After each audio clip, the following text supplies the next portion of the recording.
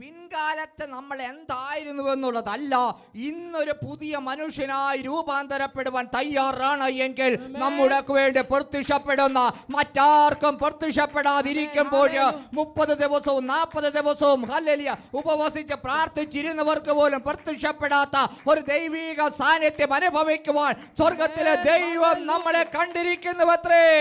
ദാനിയേലിന്റെ പുസ്തകം 6-ാം അധ്യായം അതിന്റെ 20-ാം വാക്യത്തിലേക്ക് അവിടെ രാജാവ് ഹല്ലേലൂയ ദാനിയേലിനോട് ചോദിക്കുന്ന ഒരേ ഒരു ചോദ്യം ഇന്നതാണ്: നീ ഇടവിടാതെ സേവിച്ചു പോരുന്ന നിന്റെ ദൈവം നിന്നെ രക്ഷിപ്പാൻ പ്രാപ്തനോ അല്ലയോ? The king has asked only one question to Daniel.